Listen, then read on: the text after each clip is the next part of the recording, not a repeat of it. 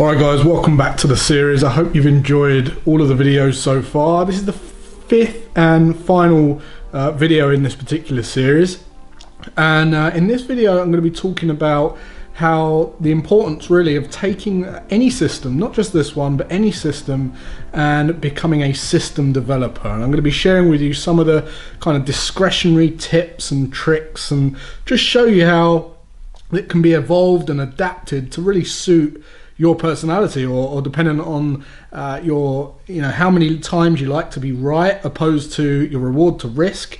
What suits your personality, what qualitative and quantitative filters that you add to your trading, and if you have those ideas, you're going to want to add those to the system to make it suit you better.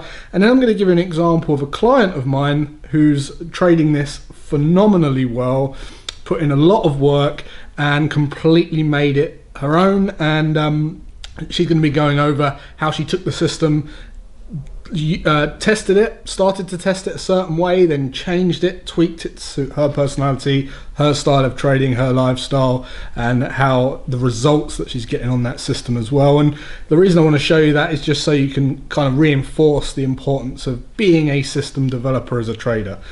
You're only going to become a successful trader when you start to understand you need to develop those systems and make them profitable yourself to suit you. So hopefully you've got value to this point. Enjoy this video and I'll see you at the end.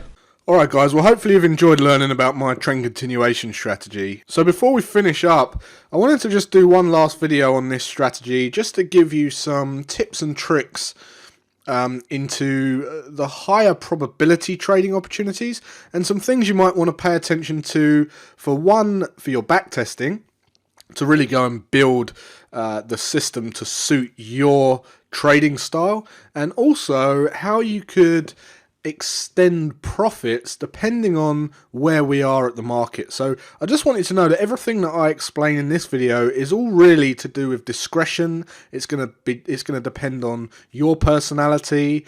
So I can't give you definitive rules here, but I'm going to give you some stuff to pay attention to so that you can go and develop it into your own trade plan. So first I'm going to talk about two things. First of all is entries, and then second of all is targets. So first of all, entries. So as we mentioned before, we're looking at a trend continuation strategy, right? So we're looking for a new structure low, in this case, a pullback, and then we're building out the kill zone, and then we're looking to enter in this zone somewhere, okay? Whether it's at the beginning, middle, or end, we're looking to enter in this zone using the three methods that I've shown you, and then we're looking to sell the high and take profits at a retest of the low. So for the tips and tricks, first of all, I'm going to ignore this one down here, and I'm going to ignore this one up here.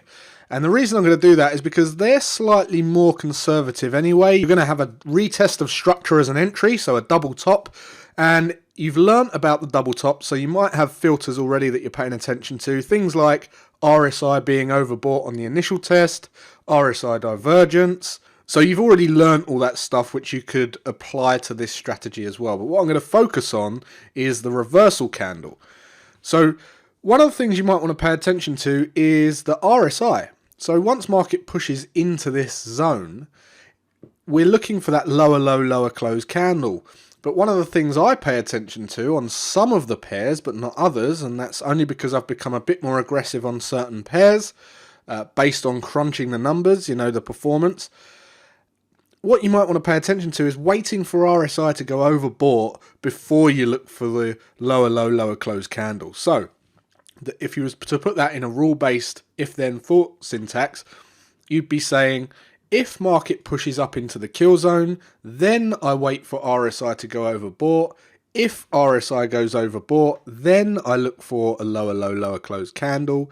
If we get a lower low, lower close candle, then I enter next bar market. Targets go at a retest to the low. Stops go an ATR above the high. The second thing is going to be the risk reward, because you're going to enter, I like to enter when I've got a minimum of a 1-to-1 risk reward. Now, you might find that if you build out the kill zone and it's something like this, you might find you don't get a one-to-one risk reward. And this is going to depend on your personality. But I wouldn't discard this when you're going to do your backtesting. What I'd do is I'd pay attention to this, because you might be right a lot more than you're wrong, even though when you're right, you don't win as much as you lose when you're wrong.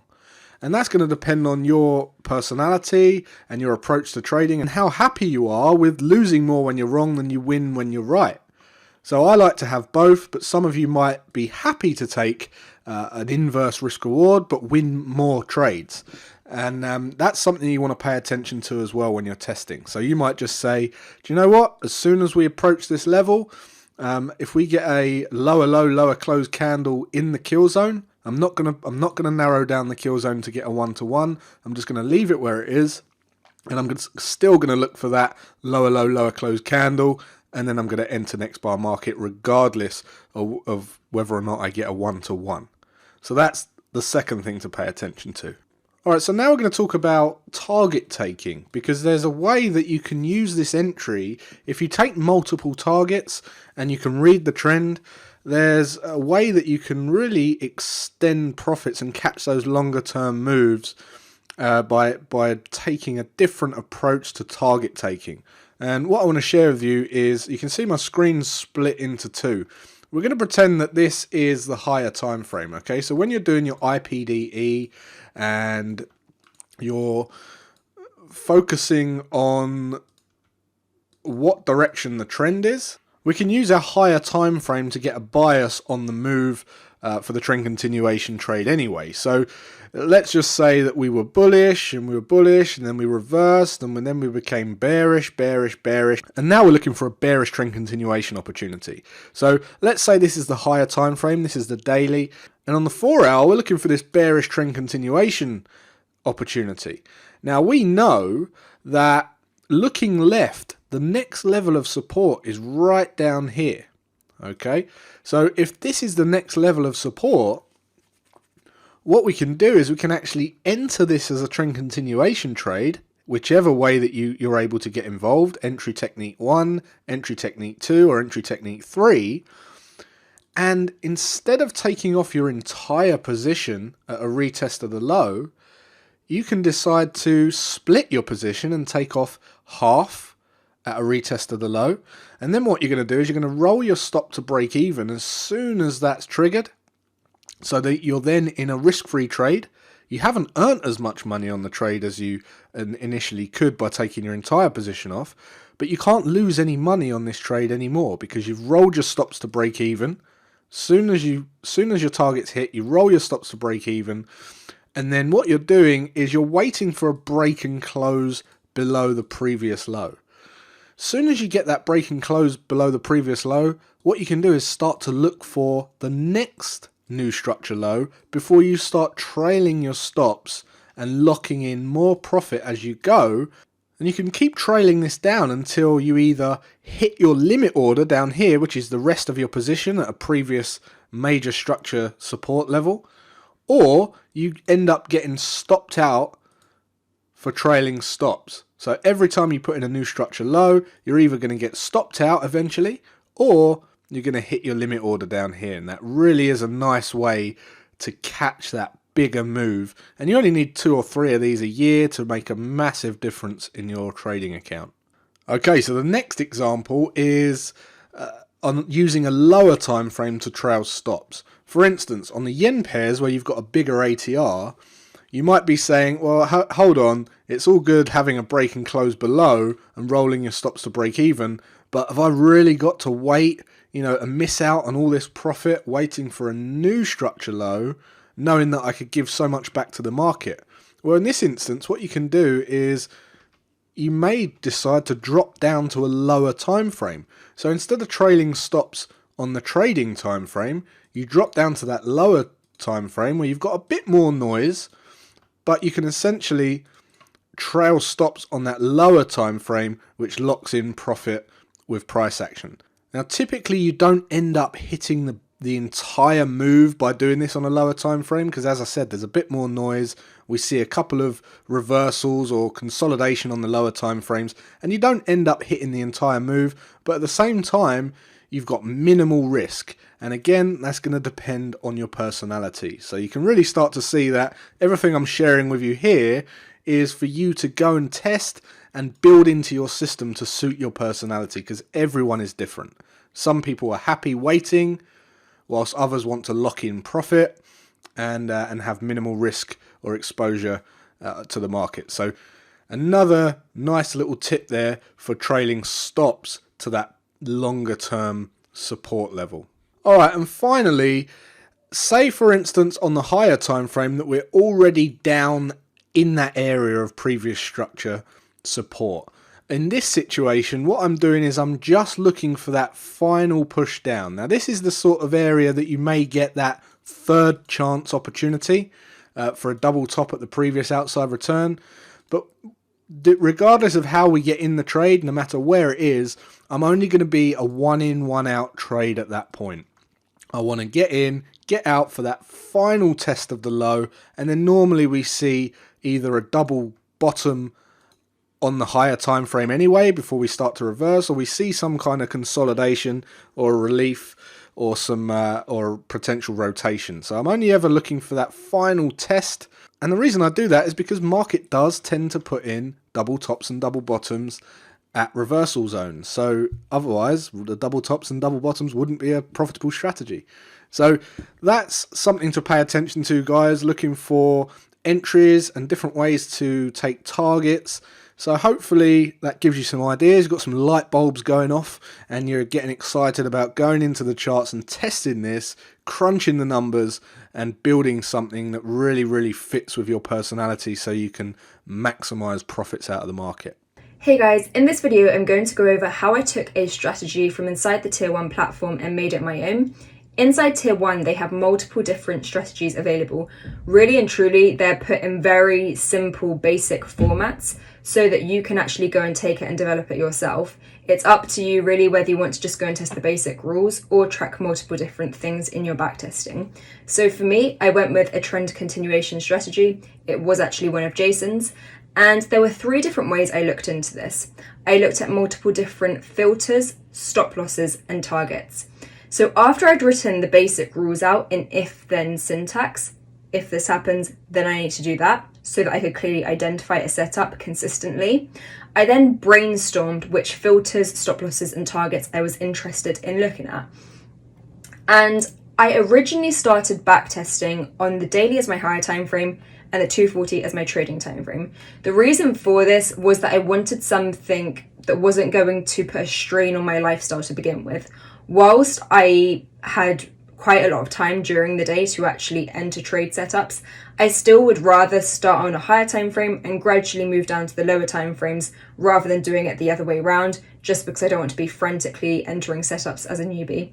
So I went with the daily, and what I found was the regularity of setups wasn't high at all. I was getting 3 setups a year on average. And when it comes time to filtering, so when I went into looking at how to make that strategy more profitable, when I looked at those trades, it was like 5 trades out of a sample of 20. It's really not a lot to go off of. I didn't feel comfortable making decisions off of a sample size that small. The next person might. I wanted a bigger sample, so I went to a lower time frame. I went to the 240 as my higher time frame and the 60-minute as my trading time frame. So I was looking for setups on the 60. And I found that I got more samples here, a bigger sample here. So I got a sample size of 60, which is pretty decent. And as you can see, I tracked multiple different filters, quite a lot of filters. I've covered up the names of quite a few of them because people can come up with their own ideas for what to track as filters. But you can see I looked at outside structure, was I at an even handle number? I also broke it down by higher time frame than trading time frame, because you want your spreadsheet to be very clear on what you're looking at. Make it easy for yourself. We don't want to be spending heaps and heaps of time in Excel. I wanted it to be as efficient as possible. And one of the things I would say, because I looked at candlestick types and I looked at dojis, for example, was there a doji prior to my setup indecision? And I didn't consider prior to tracking this that I need to have a rule of what a doji is, because otherwise it's just very subjective. For me personally, I like things to be quite black and white. If I were going to do it now, I would say the body of the doji needs to be between 33 and 66% of the range of the candlestick, for example. Like, just being a lot more black and white so you're very clear and consistent when you're looking at your setups. You can see when I go across that I was looking at multiple different stop losses and targets too. So I was looking at an ATR based stop, for example, with a fib based target. And you can see I've tracked all my results here, as well as all my different screenshots. It was important for me to track my screenshots because at the end, I think it was of New Zealand dollar, I noticed when I was going through that there was a filter that I might be interested in, but it kind of was at the end that my eye really started to notice it. And rather than going back and retesting each time you see something like this, I just go to my screenshots and see, yes, it happened there, or no, it didn't. So that's what I did. I looked at multiple different targets and stop losses, as you can see on the screen right now. And after this, it then came time to look at the results. So I looked at the results individually for each instrument, and then I combined them all to look at them together as a portfolio. The reason I look at them individually to begin with is because you want to check that one isn't simply negative every single year. You want to single out, is this positive or is it not in terms of ROI? And one of the things I will say is you want to make sure your ROI calculation is correct in terms of how you're looking at that. Because I had a positive average, okay? I had a positive average, I was very happy. And then I looked at, I think I started retesting my final rules, because I do that once I've got my final rules, I retest them to ensure that they are in fact performing as I expect. And I noticed that the first year was negative, and I thought, why is that negative? My average is positive. Obviously, it's an average. You could have 5 years that are insanely negative and 5 years that did incredibly well, which brings your average up to a very high positive number. But really and truly, you've got multiple negative years in there. So make sure you look at a annual breakdown is what I'm saying. So if I go to my results, you can see for France 40, for example, which was one of the instruments that made it to my portfolio. Here's the ROI breakdown per year. I was happy with this. It's not positive every single year. And to be honest, I quickly learned that no instrument is going to have a positive performance every single year. For me personally, I didn't find that. And I'm happy with the negative years that are there. They're very small, -2%, -4%. There's 2 break-even years. 2020 numbers aren't in here yet, so ignore that. But I was happy with how this performed. The drawdown, 10%, it's lower than when everything's combined. But I was happy with this, so I was happy to include it and move to the next stage. In terms of when it came to looking at different filters though, what I did was I simply went through, just as an example in my spreadsheet here. This isn't the best example because I don't have my filters in here, but my filters would have been down here. If, for example, let's just say I'm going to filter to only look at my buy, my trades where I was buying. I look at the trades where I'm going to filter these out. So let's say I want to filter out the trades that are buy. In a real life scenario, I would be filtering out the trades where I wasn't overbought or oversold at setup in terms of the RSI. I want to look at where I was overbought or oversold so I can see what I'm filtering out. So I'll then go here and I'll look and see, okay, multiple years, negative performing, how did those trades do? Because you might see that actually they contributed a decent amount every single year. Therefore, I wouldn't include that filter. But I did that for every single filter, looked into them and saw what ones were and weren't worth including. Then I looked at everything combined. And as you can see, it performed well. For me, this was a good result. There were 2 years that I wasn't happy with. That was 2011 and 2015. They were single digit performing years. And the reason I decided to go with this live, and I wasn't put off by that, is because the bottom line is this is one system in my portfolio. I'm obviously now working on something else. And when I work on something else, I'll expect it to bring up those 2 years. So I view everything in balance. Another example of this is pound dollar. I remember it didn't do well in some of the years. So there was a -8% year, for example, which is pretty high negative in my opinion. My drawdown was actually higher than when everything's combined. That doesn't necessarily say this is amazing performing pair, but the years that it did well, it did very well, and it brought up the annual ROI when everything was combined. So it's a balancing act. Because it balanced out when the rest wasn't doing good, I decided to include it. And that's kind of how I view everything, as long as, you know, they all juggle together and perform well when combined as one. That's all I'm looking for, really. So that's why, like, I look at things individually, but I'm also very aware to combine them as quickly as possible to see how really this would actually perform. Something else I'll say is, in the summary, 2 things were very important for me to look at. One was how I performed on a monthly basis. I wanted to get an idea of what I could actually expect per month, because, for example, you could see, 59% return. I bet every single month was positive. And then you look into it. Okay, there were no trades in March, for example. In April, it was actually -1%. So I wanted to get a realistic expectation of how does my system actually perform on a monthly basis, because, you know, it's all very good and well seeing a positive ROI at the end of the year, but really and truly 9 months of that could be negative for, you know. So it's good to get those realistic expectations, because for me, I knew live trading is going to be challenging enough as it is. I want to reduce the blow as much as possible. I want to make things as easy for myself as possible. So that's why I looked into things like that, for example.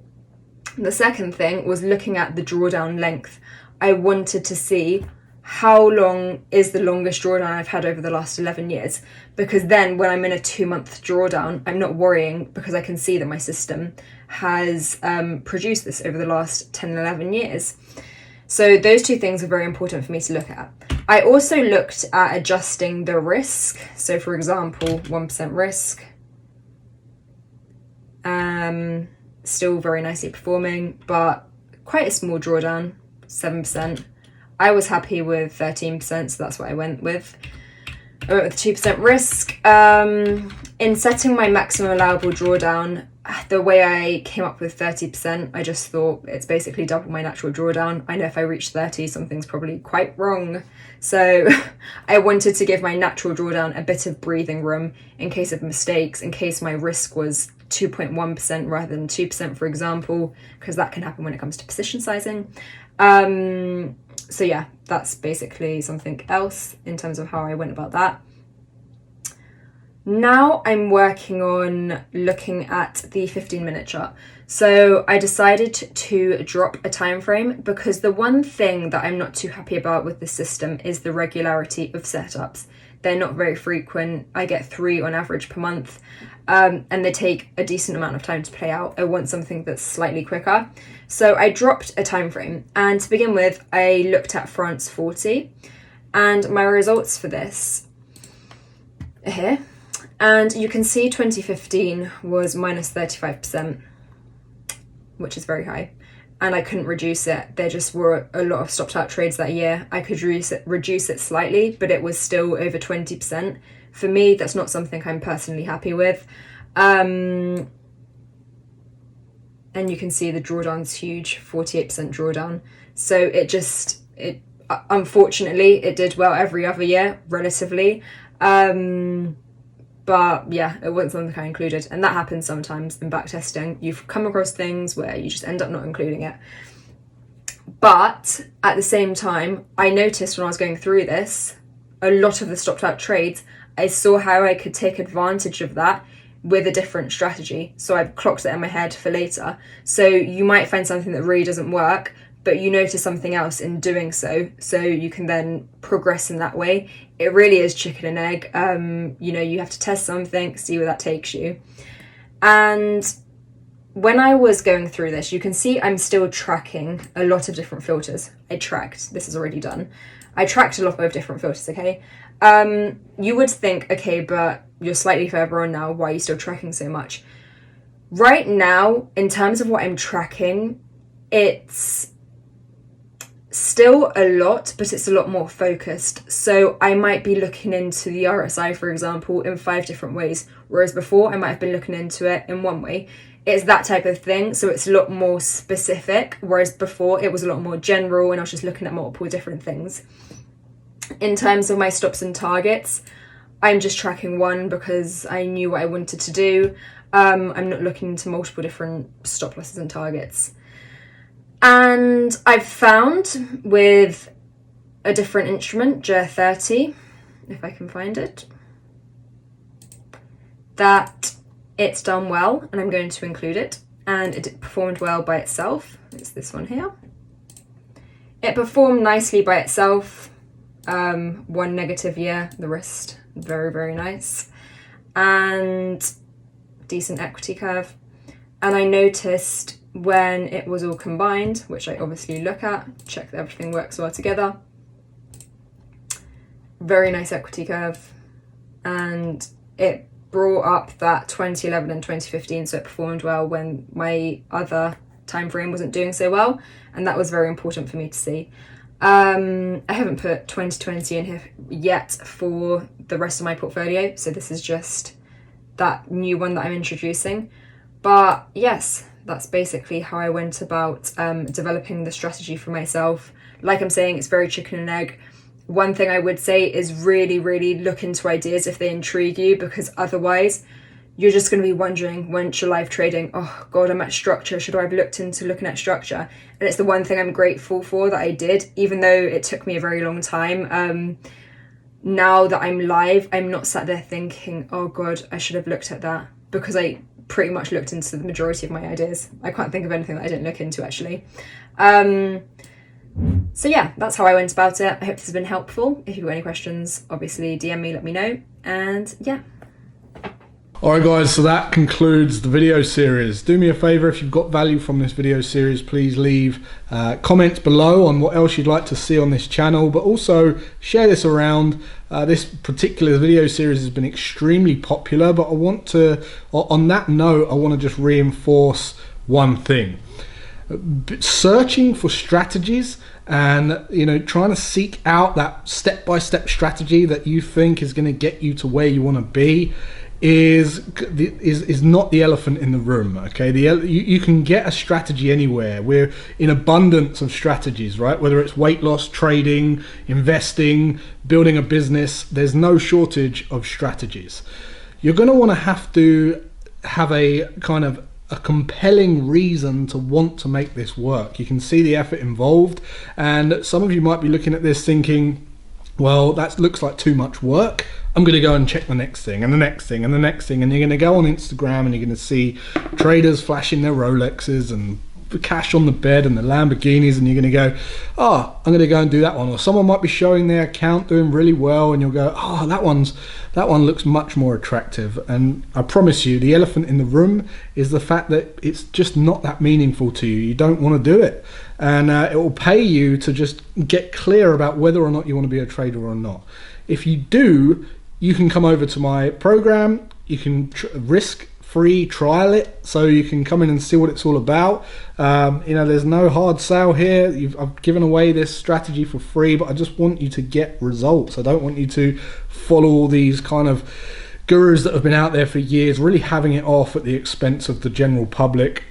I'm definitely not about that. So just make sure it's something that you definitely want to do. If you think it is something you want to do, but you just haven't got you haven't quite got the right mindset yet, it's probably because you haven't got your finances in order to this point. You have to earn your way to risk, and speculation is the top part of your risk pyramid. Okay, there's higher rewards, okay, in speculation, but statistically they produce lower rewards just because most people can't master it. And the reason most people can't master it is because they haven't earned their right to risk. They're throwing everything they've got into speculation without getting their savings in order, their cash cushions, their investments, their passive investments and things like that, which I teach in my Tiers of Freedom program.